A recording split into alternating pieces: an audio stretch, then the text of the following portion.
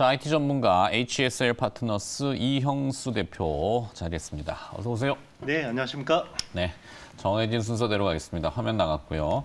자, 어떤 기업? MC넥스입니다. 화면 MC넥스 나갔나요? 네네. 사진만 나갔대. 아, 그래요? 네, 카메라 사진만 나왔으니까. 네네. 대충 뭐 아시는 분들은 아실 네네. 거고. 자, MC넥스 잘 알고 계신 분들도 있고. 근데 요즘 많이 잊혀졌죠. 네네, 우리 맞습니다. 한동안 굉장히 많이 몇 년 되는 것 같은데, 그죠? 그쵸, 한 재작년 정도? 재작년, 네네. 2, 3년. 네. 벌써 그렇게 돼야 됐네. 네네. MC넥스 진짜 많이 다뤘었는데. 네네, 맞습니다. 그동안 많이 잊혀졌다는 거는 네. 좀 무거웠는데. 네. 자, 이제 진정하게 좀 바닥을 그리고 좀 변화의 모습이 있을지. MC넥스 일단 뭐, 모르시는 분들 위해서 또 설명. 네. 카메라 모듈 전문 기업입니다. 이제 네. 카메라 영상 솔루션 회사라고 보시면 되고요. 음. 삼성전자 스마트폰에 이제 주로 납품을 하는데요. 음. 예전에는 매출의 90%가 삼성전자 스마트폰 쪽이었어요. 네. 그리고 이제 자동차 전장 쪽을 합니다. 이게 이제 현대 기아차 쪽으로 이제 카메라를 납품하는데요. 이게 원래는 한 10% 비중도 안 됐었는데 오늘 제가 이제 이 회사를 소개해 드리는 이유가 30%까지 늘었어요. 최근에. 전장향이. 네네. 이제 모바일 쪽이 쪼그라들고 네. 전장향이 성장하면서 이게 이제 점점 바통 터치하는 그런 느낌이고요. 그리고 이제 카메라 모듈에 쓰이는 핵심 부품, 오토포커스 액추에이터라는 부품도 하고 있고요. 그리고 이제 생체 인식 모듈, 뭐 얼굴 인식이라든지 지문 인식, 뭐 그런 것들도 사업을 하고 있습니다. 네. 자, 일단은 MC넥스 카메라 모듈 그러면은 비교 대상 기업들이 좀 있잖아요. 뭐 파트론, 삼성전기, LG 전기는 좀 위쪽이고. 네네, 그렇죠. 뭐 있는데 동원하나도 OIS 네, 좀 거기는 했었죠. 칩을 칩. 하는 회사고요. 네. 네, 거기는 완전히 색깔을 달리 잡아가지고 뭐 네네. 혈당 측정 전자 뭐 이렇게 해서 추가만 그렇죠. 가볍게 그냥 물론 지금 다시 또 고꾸라지긴 했고 막 있는데 MC넥스는 그러고 보면은 그냥 뚝심 있게 자기 길을 계속 파다 보니까 주가도 네. 무거웠던 것 같긴 한데 네네, 맞습니다. 그게 이제 모바일향 카메라 모듈. 요즘 삼성전자 그 폴더블 폰 나왔잖아요. 네네. G 플립도 나오고. 네네. G 플립은 상당히 이게 뭐지 사전 판매 네네. 뭐 괜찮은 것 같은데. 분위기는 나쁘지 않은 것 같습니다만은 이제 이게 또 워낙 또 모바일 쪽이 안 좋다 보니까 네. 3년 연속 역성장이 지금 거의 전망이 되고 있거든요. 그래서 2분기 실적이 좀 안 좋았나요? 그렇죠. 2분기 실적 한번 열어봐 네. 주세요. 뭐 일단 2분기 실적이 이제 적자를 기록했어요. 이제 적자를 기록했는데 그 이유는 이제 결국 이제 삼성전자 스마트폰 출하량이 줄었기 때문에 그렇게 이제 나타난 거고요. 지금 뭐 저기 자료 나오고 있는데요. 네, 지금 2,073억. 네, 뭐 매출도 많이 줄었고 네. 이제 이익도 적자를 기록했는데요. 3분기에는 이제 흑자 전환이 이제 충분히 이제 전망이 되고 있습니다. 이 적자 이유가 그 R&D 비용에 상당히 비용을 많이 투자하는 기업으로 네네. 유명하잖아요, MC넥스가. 그래서 좀 적자였다고. 뭐 일회성 비용들, 네네, 그렇죠. 고정비들. R&D 비용은 꾸준하게 이제 많이 쓰고 있고요. 그 이유는 이제 결국 전장 쪽, 특히나 자율주행차 쪽으로 이제 카메라가 많이 들어가다 보니까 네. 예전처럼 단순하게 그냥 카메라만 납품하는 게 아니라 거기 관련된 솔루션까지 다 같이 납품하기 때문에 연구개발비 비중이 많이 높아질 수밖에 없고요. 네. 그거는 결국 미래를 위해서 이제 좀 선투자하는 거라고 보시면 되고요. 그 대신에 이제 지금 전장 쪽만 놓고 보면 이익률도 나쁘지 않은 편입니다. 지금 말씀하신 모바일에서 자율주행 전장 부품으로 전환하고 있다. 네. 사실 삼성 SDI도 언제 한번 제가 멘트를 해드렸는데 모바일향 배터리를 줄이고 조그맣잖아요. 네, 그렇죠. 그래서 전기차용 배터리는 크고 하니까 이익이 되니까 네네. SDI도 그렇게 전향을 하는데 맞습니다. 삼성도 뭐 밑에 이제 MC넥스도 생존으로 전략을 잡아야 되겠죠. 전장향으로는 순조롭게 진행은 잘 되고 있던가요? 네, 잘 되고 있습니다. 작년 전장 매출 비중이 16% 정도로 나타났는데요. 네. 올해는 30%가 넘을 것 같습니다. 연간으로 보면. 그리고 지금 글로벌 톱5 안에 들어요. 자동차 카메라 쪽으로 이제 톱5 안에 드는데 상대적으로 이제 이게 모바일 쪽이 안 좋다 보니까 밸류 인정을 못 받았고 그리고 이제 그동안에는 절대적인 규모가 16%밖에 안 되니까 이 회사의 멀티플을 인정하기가 좀 그랬던 거죠. 네. 근데 이제 30%가 됐기 때문에 앞으로 더 비중이 늘어나겠죠. 그리고 이제 중요한 게 지금 2025년부터 레벨 3 자율주행차가 본격화됩니다. 네. 그러면 생산이 내년부터 있잖아요. 그러면 기존의 자동차 카메라가 대당 한 4대에서 6대 정도가 적용된다 그러면 레벨 3는 훨씬 더 많이 써야 됩니다. 그래서 10개에서 12개 정도의 이제 카메라가 적용되기 때문에 훨씬 더 이제 좋아지는 거고, 그리고 단가도 훨씬 비싸요. 그렇죠, 아무래도. 네, 화소도 좋아지고 이제 속도도 빨라야 되기 때문에 네. 훨씬 좋아지고, 그리고 이제 이 회사가 그 자동차 카메라뿐만 아니라 이제 카메라 센서들을 모아서 통합으로 처리하는 모듈을 합니다. 네. 도메인 컨트롤러 유닛이라고 DCU라고 하는데요. 그런 쪽도 하고 있는데 그게 매출이 나오고 있습니다. 네. 오늘처럼 뭐 이렇게 그 태풍이 많이 지금 피해는 없어야 될 텐데, 이럴 때 이제 주행할 때 사실 비가 많이 치면은 그 앞에 이제 이 윈도우 브러쉬를 해도 안 보이거든요. 그렇죠. 네.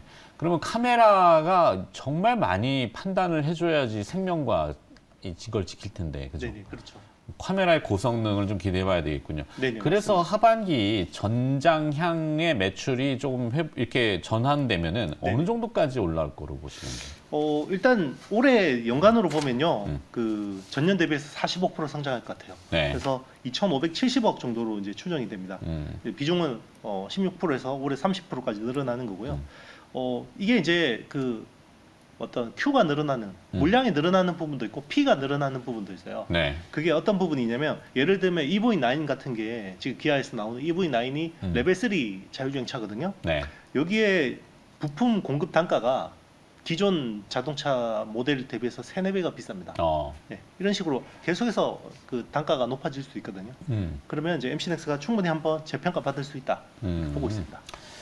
자, MC넥스의 창업자는 익히 우리 알고 있지만 민동욱 대표가 표현하기를 해상도를 3배 높인 자율차의 눈, 네. 연내에 내놓겠다. 어떤 포부를 내놓으셨네. 이게 뭐죠? 네, 기존에 이제 자동차 카메라가 화소가 되게 낮아요, 생각보다. 네. 우리 뭐 지금 스마트폰 카메라는 뭐 1억 화소, 2억 화소 이야기하지만 자동차 카메라는 지금 하이엔드도 100만 화소, 200만 화소 정도거든요. 그런데 이제 이거를 거의 800만 화소까지 개발을 하고 있습니다. 네. MC넥스가 개발하고 있고, 이거는 이제 글로벌 칩셋 업체 모빌아이 뭐 이런 회사들하고도 협력을 하고 있고요.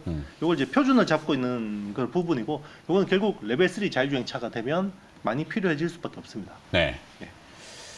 자, 그리고 자율주행뿐만이 아니라 이제 그 도시명 항공 모빌리티 UAM이라고 하는 분야, 그리고 또 로봇이라는 분야, 거기에 이제 아직은 조금 미진하지만 이제 애플의 XR 디바이스, 이 공간형 컴퓨터, 이것도 이제 뭐 내년 하반기부터 이제 내년 초 넘어가면은 카메라도 거기 엄청 뭐 많이 쓰이잖아요. 네네, 맞습니다. 네, 그런 쪽으로도 신사업으로 좀 손을 뻗을 수 있는데. 네네, 이미 많이 그 아까 말씀드린 연구개발비가 상당 부분 이제 그런 데 투자가 되고 있고요. 네.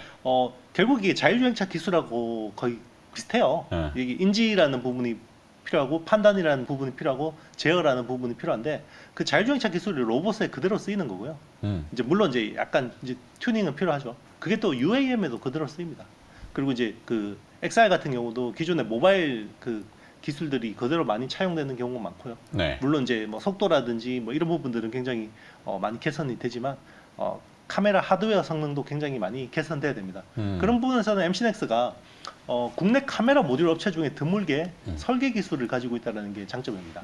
설계 기술. 네, 설계. 의외로 국내 카메라 모듈 업체들은 삼성전기, LG노텍을 제외하면 설계 기술을 가지고 있는 경우는 드물어요. 거의 어셈블리 수준. 맞습니다. 네, 설계는 삼성전자나 이제 이런 데서 해주면 요대로 만드는 거지. 네. 네, 설계를 할 수 있는 거는 MC넥스가 아주 특이하죠. 왜냐면 MC넥스는 처음부터 삼성이나 LG 쪽으로 이렇게 그 서플라이 체인이 있던 게 아니라 네. 원래는 중국이나 일본 쪽에 주로 납품하다가 삼성 쪽으로 뒤늦게 들어왔어요. 그러다 보니까 이제 설계 기술이 있었던 거죠. 네. 자, 끝으로 MC넥스 관련해서는 모바일 부분도 폴더블에 이어서 갤럭시 S23 FE 이렇게 길어요. 네네. 펜 에디션이라고 해서 펜 약간 에디션. 좀 갤럭시 23를 약간 단가 낮춘 그런 모델이라고 보시면 됩니다. 뭐 네. 인도 쪽 공략 이런 포인트. 뭐 그렇죠. 이제 S23는 사기는 부담스러운데 아. 갖고 싶은 이제 소비자들을 위해서 약간 좀 약간 저가 버전, 엔트리 네. 프리미엄 버전이라고 보시면 됩니다. 이쪽 수주도 조금 늘고 있나요, MC넥스도? 그렇죠. 이제 MC넥스는 이제 기존의 프리미엄 모델은 주로 전면 카메라를 납품을 합니다. 네. 그러니까 전면 카메라도 뭐 중요하지만 단가가 아무래도 후면 카메라 비해서 좀 떨어지거든요. 그래서 이제 이런 쪽으로 이제 후면 카메라 쪽으로 이제 이런 식으로 이제 계속해서 하이엔드 쪽으로 모델로 들어가는 거죠. 네. 그러다 보면 이제 또 실적도 개선될 수 있는 거죠. 오케이. 네. 자, MC넥스는 여기까지 봤고 이제 뭐 이영수 대표가 커버를 하기 시작했다면은 변화가 분명히 있는 거고 당장 주가가 뭐 어떻게 됐겠다 이건 아니지만 하반기에 조금씩 이렇게 전향된다면은 그걸 계속 포착해서 꾸준히 한번 모니터링을 좀 해주시기 바라겠어요. MC넥스는. 네, 알겠습니다. 자, 그다음에 이제 추가 질문은 몇 가지가 달려 있는데 제일 궁금한 건 그거예요. 어제 미국이 네네. 중국을 향해서 이미 예고는 했는데 AI 반도체 그리고 또 양자 컴퓨팅 이런 거에 대한 규제를 행정명령을 바이든 정부에서 했단 말이죠. 근데 갑자기 우리나라 오늘 장비 업체들이 밀려요. 그 영향인지 당국은 영향이 제한적이다라고 했단 말이죠. 근데도 밀리는 거 보면 심리적으로 불안한 건가? 어떻게? 그렇죠. 뭐 그동안 이제 반도체 관련 주들이 많이 올랐고 많이 이제 오른 데다가 이제 이런 부분들이 악재성 이슈들이 나오다 보니까 네. 좀 조정을 받는 것 같고요. 차익의 빌미가 됐다? 맞습니다. 뭐 조정의 빌미가 된 것 같고요. 그런데 뭐 이게 그렇게 큰 영향을 미칠 것 같지는 않습니다. 이미 뭐 이제 중국발 그 쇼크에 대해서 시장이 너무 많이 이렇게 이제 적응을 했기 때문에 네. 뭐 새로운 건 아닌 것 같고요. 그리고 오늘 조금 전에 나온 뉴스가 이제 중국에서 엔비디아 그 A800 있잖아요. 네네. 그러니까 A100을 다운그레이드한 버전을 중국에 팔 수 있잖아요. 그러니까 시행 네. 명령 떨어지기 전에 주문을 엄청 밀어넣나 봐요. 50억 달러를 네, 50억 달러치를 주문을 했다고 합니다. 네. 네. 그랬군요. 네.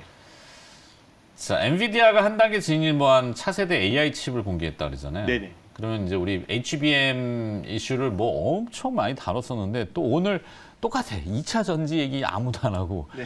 그다음에 그 차세 뭐죠? 전도체 네네. 얘기 초전도체. 아무도 얘기 안 하고 네. HBM 이 얘기 아무도 얘기 안 한다. 네네. 이거는 어떻게? 일단 HBM 쪽은 계속해서 착착 진행되는 그렇겠죠. 모양입니다. 네. 지금 그 가장 하이엔드 제품이 HBM3거든요. 네. 요게 4세대 제품입니다. 그래서 지금 SK 하이닉스가 독점을 하고 있고 삼성전자가 9월 중에 양산하겠다라고 이제 그거를 발표를 한 거고요. 네. 근데 이번에 그 엔비디아가 공개한 내년 2분기에 양산하는 칩은 GH200이라는 칩인데 여기에 HBM3E가 적용돼요. 네, 5세대 5세대네. 네, 맞습니다. HBM4를 6세대라고 표현하고. 맞습니다. 네. 아, 왜 용어를 이렇게 어렵게 쓰네요? 그러니까 이제 그 시리즈 넘버링이 넘어가기에는 약간 좀 미흡한 거죠. 애매하니까 익스텐디드라는 E가 붙는 거고. 네, 네, 좋다, 그만큼 기술이 어려워요. 근데 예, 중요한 그래서. 게 여기서도 이제 한국 기업들이 다 주도를 한다는 거죠. 오. 그래서 지금 HBM 시장 점유율이 작년 기준으로 삼성하고 하이닉스가 90%거든요. 네. 근데 올해는 아마 95% 수준까지 될 것 같아요. 그 이야기는 마이크론은 계속 쪼그라든다는 거죠. 오그라든다. 네, 쪼그라드는 거고요. 그리고 이제 삼성하고 하이닉스의 점유율이 거의 비슷해질 것 같습니다. 그래서 46에서 49% 정도로 이제 네. 거의 비등해지는 걸로 예상이 되고 있고 어. 이제 여기서 변수는 그거죠. 삼성전자가 HBM3를 양산하느냐 못하느냐. 지금 네. 발등에 불 떨어진 건 맞죠? 맞습니다. 네. 네. 그래서 7월에 중간 인사를 했잖아요. 아. 문책성 인사를 했죠. 네. 민감한 건 빼고. 네네. 네. 삼성전자가 오는 10월에 이재용 삼성전자 회장이 뭐 기사는 그렇게 나왔는데 인간형 반도체 개발 생산 완료 뭐죠 이건? 그러니까 이제 그동안 시스템 반도체 그러면 너무 파운드리만 집중이 됐잖아요. 네. 그런데 이제 그동안 이제 경계현 사장도 나와서 계속 이야기하는 게 파운드리 우리 어떻게 되고 막 이런 거만 이야기했는데 이제 시스템 LSI 쪽에서 이제 존재감을 좀 부각할 필요가 있는 거죠. 아 파운드리. 네네. 예. 그러니까 저 설계 쪽, 설계 쪽. 설계 쪽 지금 엑시노스 설계하고 이런 이제 인간에 가까운 로봇을 개발한 이거랑 맥락이 다른 거예요? 그러니까 이제 그 센서를 이야기합니다. 이제 센서라는 게 시각 있고 뭐 아. 청각 있고 후각, 촉각, 미각, 오감. 네 오감을 구현할 수 있는 반도체라는 건데요. 결국 아날로그 반도체입니다. 요즘에 이제 네이밍을 자꾸 이런 식으로 되게 AI스럽게 하려고 하는데 결국 AI의 센서를 위해서 필요한 거죠. 네, AI나 로봇의 센서를 위해서는 오감형 반도체가 필요하고 이런 거에 대해서 좀 발표를 할 것 같습니다. 네. 근데 이제 사실 이번 10월에서 중요한 행사 여기서 제일 중요한 포인트는 두 개예요. 엑시노스 2400이 갤럭시 S24에 적용되는지가 중요하고요. 왜냐하면 23에는 퀄컴을 100% 썼잖아요. 네. 그리고 이제 AMD하고 GPU 개발을 어떻게 하는지 이거 두 가지 포인트가 굉장히 중요할 것 같습니다. 오케이. 자, 시간 관계상 여기까지 들어야 될 것 같아요. 뒤에 또 다른 코너가 있어가지고 또 궁금한 게 너무 많은데 유튜브는 요즘 안 하니까 대화할 시간이 별로 없네. 네, 그러게요. 네. 나중에 한번 기회 봤어. 자, HSL 파트너스 이영수 대표로부터 여러 가지 이야기를 좀 들어봤고요. 오늘 MC넥스 중심으로 다뤄봤습니다. 오늘 고맙습니다. 네, 감사합니다.